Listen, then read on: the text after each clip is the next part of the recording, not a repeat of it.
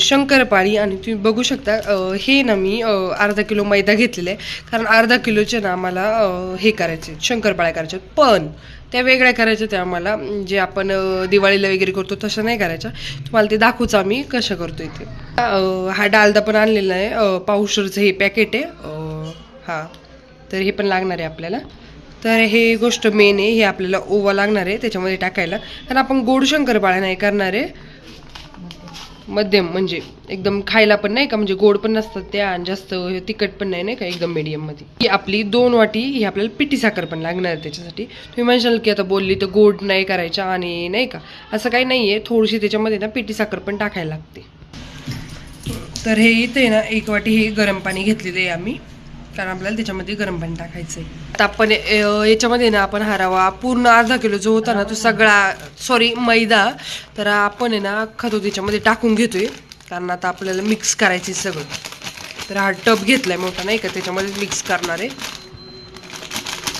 अगस्त्य बघा कसा मध्ये मध्ये ना निसर लुडबुड करतोय. अगस्त्याची पण मध्ये मध्ये ना लुडबुड चालली होती जरा. तर इथं आहे ना आता आम्ही ओवा वगैरे हा टाकून घेतलेला आहे, कारण वास चांगला येतो ओव्याचा, आणि त्याच्यामध्ये ना खरंच ओव्याने ना खायला पण म्हणजे तो लागतोच बघा आपल्याला खाताना. तुम्ही कधी कधी खाल्ले असेल काही काही जणांनी या वाले शंकरपाळ्या. आता ना आपण पिठी साखर ही मिक्स करणार आहे याच्यामध्ये. माझ्या मम्मीने ना याच्यामध्ये पिठी साखर मिक्स केलेली, ही पिठी साखर मिक्स केली. आता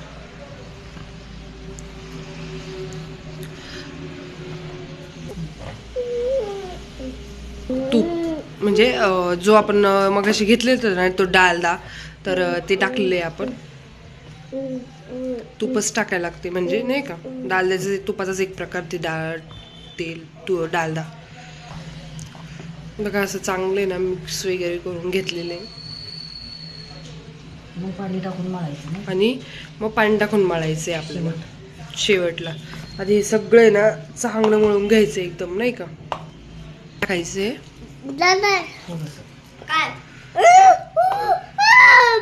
गरम पाणी टाकले आणि हे ना आता चांगलं मिक्स करतोय आपण.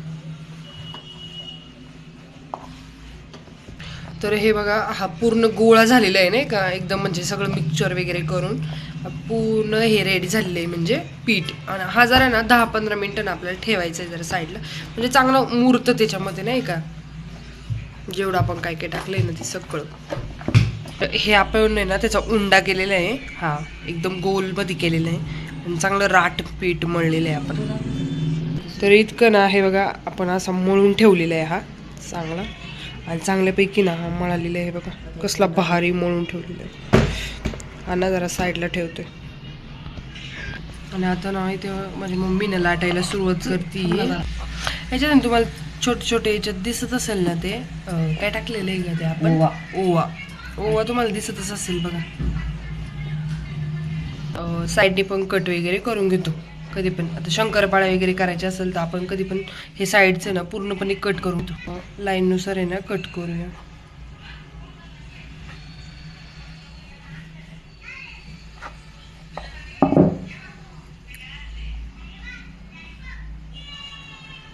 आम्ही ना जराशा ना जाडसरच ठेवलेले आहे, कारण ना ते मस्त अशा फुगतात.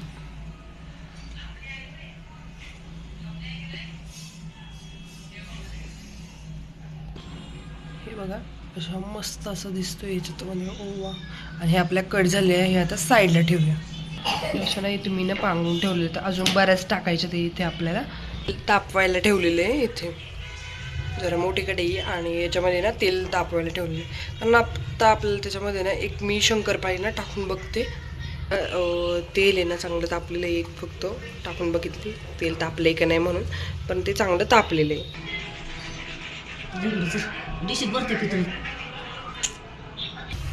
तर ना बऱ्याच आधी ना आम्ही तळून घेतलेले आहे, तर ना आता हे सुद्धा टाकते.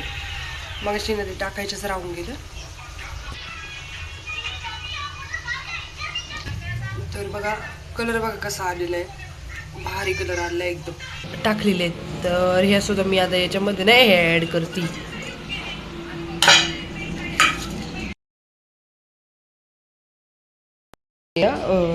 खारे शंकरपाळे केलेले आहेत म्हणजे ओवा टाकून, एकदम अजिबात गोड वगैरे नाही आहेत. आणि म्हणजे मला पण खायचं होतं, तिला बोलले होते कर, तर तिने बघा खूप केलं ते, माझ्या नाही ते हा घराचा व्ह्यू आहे नाही का. तर आहे ना आपल्या ह्या मस्त अशा शंकरपाळ्या रेडी झालेल्या आहेत आणि बघा तुम्ही बघू पण शकता कसल्या भारी मोठे मोठे झालेत.